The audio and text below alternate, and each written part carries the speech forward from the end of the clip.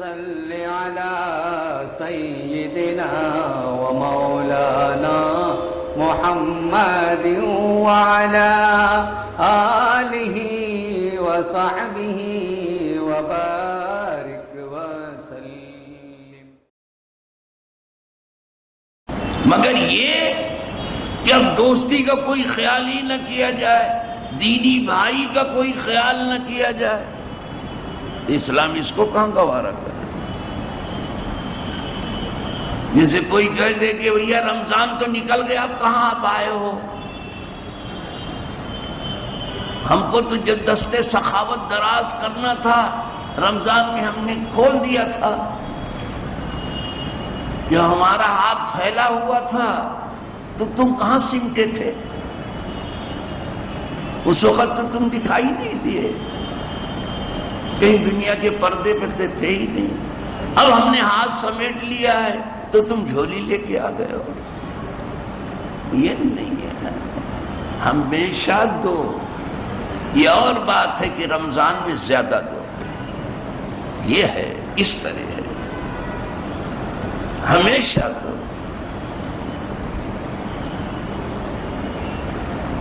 دیتے ہی رہو. جو ہمیشہ لیتے ہو خدا سے، تو آپ کو کیا ہوا کہ ہمیشہ دینے کے لیے آپ تیار ہیں؟ ہمیشہ تو لیتے ہو، ہر صبح شام. کون سی صبح ہے کہ رزق نہیں مانگتے؟ اور کون سی شام ہے کہ رزق نہیں طلب کرتے ہو؟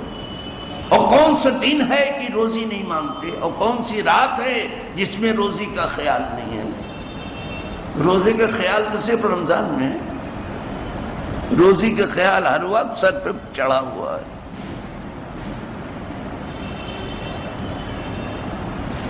روز لیتے ہو، ہر صبح و شام کو لیتے ہو، ہر دن اور رات کو، تو دیتے کیوں نہیں صبح شام؟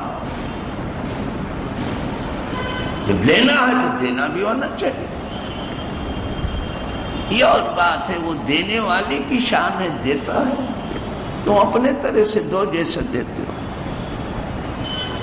ادھر آئے تو اتری ادھر رک گئے، ان کو وراثت ملنے والی تھی، نہیں ملی.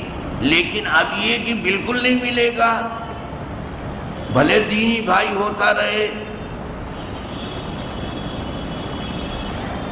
دوست بھی آ جائیں، بھلے آ جائیں، نہیں ملے گا. ٹھیک ہے، وراثت میں نہیں ملے گا. ابھی بتا چکا کہ وراثت میں نہیں ملے گا، لیکن وصیت سے تو ملے گا.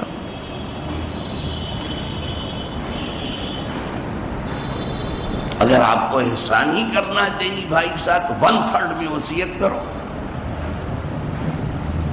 1/3 میں وصیت کر سکتے ہو. مال میں دینا ہے اپنے دینی بھائی کو، اپنے دوستوں کو دینا، 1/3 میں کرو. بہت اچھا دوست ہے آپ کا، دینا ہی ہے. بہت اچھا دینی بھائی، دینا ہی ہے اس کو، اس کی دعا لینی ہی ہے. 1/3 میں کرو، وصیت سے دو. اگر وراثت سے نہیں ملتی تو وصیت سے ملے. اسلام محروم نہیں کرتا کہ دوستوں سے کہتے بھیا تمہارا تو اس میں کچھ ہے نہیں، میں معافی چاہتا ہوں، آپ تشریف لے جائیے. رمضان میں آئے ہوتے تو کچھ مل جاتا. یہ بات نہیں ہے، ابھی بھی وصیت سے ملے گا ان کو.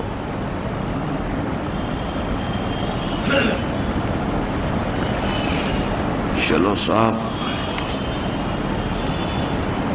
وَأُولُو الْأَرْحَامِ، اور رشتے والے. یہ ذو کی جمع اولو، رحم کی جمع ارحام ہے. بعضهم اولیٰ ببعض، ان کا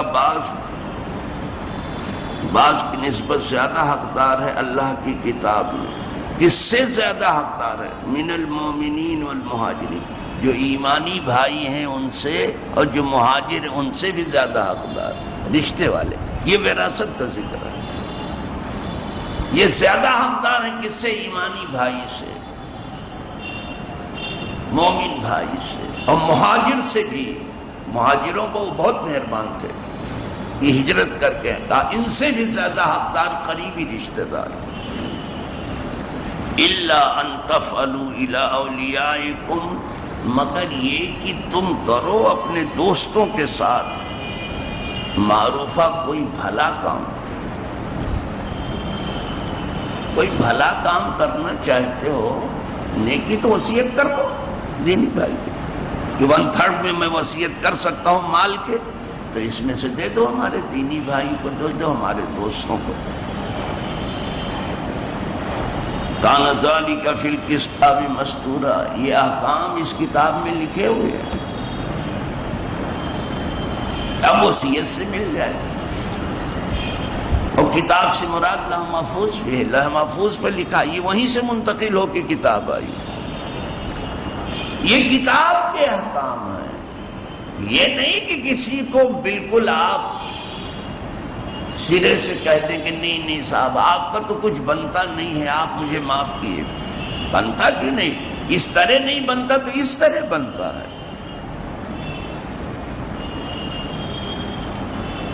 اب جیسے کسی کے پاس سونا بھی ہے لیکن 7.5 تولہ نہیں ہے، چاندی بھی ہے لیکن 52.5 تولہ نہیں ہے، دونوں کم ہے، اور اس کا جی چاہتا ہے زکوٰۃ دینے کو، ہے خدا کے بندے کو ہم کو بھی دینا، ہم بھی دینا چاہتے ہیں۔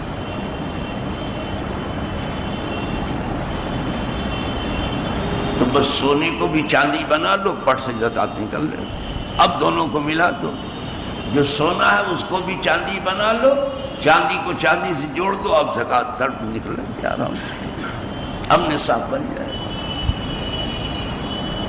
کچھ لوگ اس طرح سے کرتے، ہم نے تو کتاب میں پڑھا ہے اور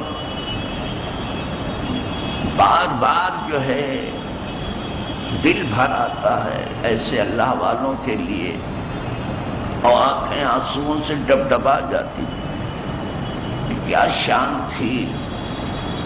کبھی کبھی جانوروں کی زکوٰۃ لینے کے لیے عامل گھاٹ کے اوپر پہنچتا تھا جو زکوٰۃ وصول کرتا تھا،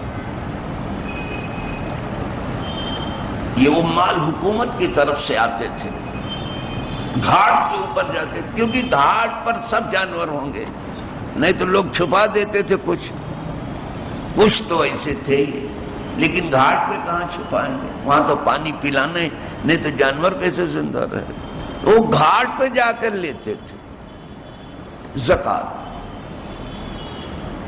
یہ کہہ نہیں سکتے کہ نہیں اتنے نہیں اتنے، گھاٹ پہ پہنچ گئے، اور پھر وہ اپنے طور پر نکال لیتے تھے کہ اتنی زکوٰۃ ہوئی، یہ جانور ہے تمہارے، کہاں اتنی ہوئی زکوٰۃ، نکال۔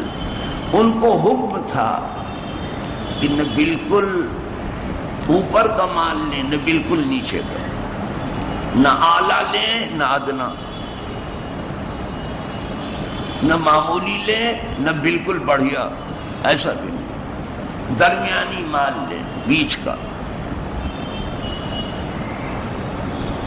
اس لیے کہ بہت بڑھیا لیں گے تو دینے والا کبھی سوچے گا کہ میرا کچھ نقصان ہو رہا ہے، اور بہت گھٹیا لیں تو فقیر سمجھے گا کہ میرے لیے معمولی لے لیا، میرا نقصان کر دیا۔ کسی کا نقصان کیوں نہ ہو، درمیان میں کھڑے ہو جاؤ، نہ غریب کا نہ، دونوں کا دل رکھا ہے اسلام نے، اور یہ درمیانی مذہب ہے۔ لیکن افسوس اس پر ہے کہ جو مذہب والے ہیں وہی مذہب سمجھنے کے لیے تیار نہیں ہیں، وہ ابھی دنیا سمجھنے میں لگے ہوئے ہیں، پتہ نہیں کب دنیا ان کی سمجھ میں آئے گی۔ دنیا کو بس یوں سمجھ لو کہ اس نے بہتوں کو ہلاک کر دیا اور کچھ کو ہلاک کرنے والی، کیا اسے سمجھو گے؟ دین کو سمجھو جس نے دنیا میں بھی زندہ قوموں میں تمہارا نام لکھ دیا، اور مرنے کے بعد بھی ہمیشہ زندہ رہو گے۔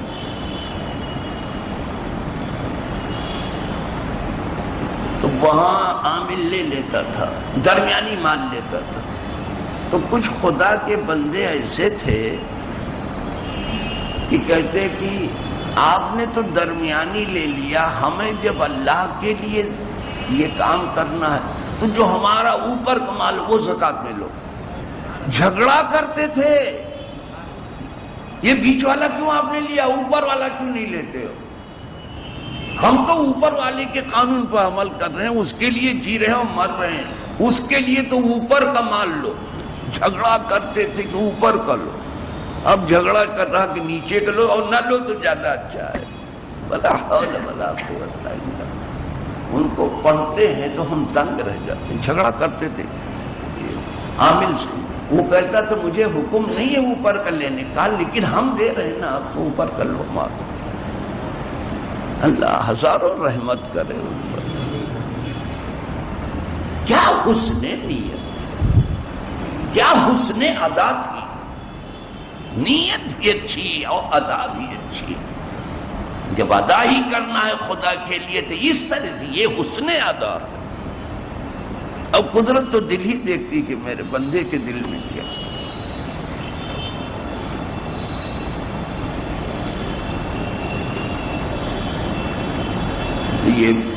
یہ بات جو آپ سن رہے ہیں یہ سب کتاب میں لکھی ہوئی.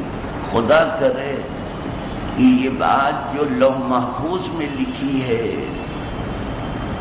اس لیے کہ وہ مول کتاب ہے, اصل کتاب ہے لوح محفوظ, اور یہ کتاب میں بھی لکھی ہے. خدا کرے ہمارے دل کی کتاب میں بھی اللہ لکھ دے اور ہمیں عمل کی توفیق دے. وآخر دعوانا ان الحمدللہ رب العالمین. الفاتحہ.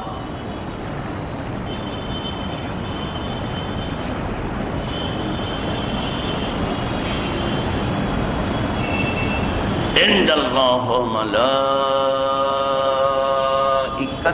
یصلون علی النبی یا ایہا الذین آمنوا صلوا علیہ وسلموا تسلیما.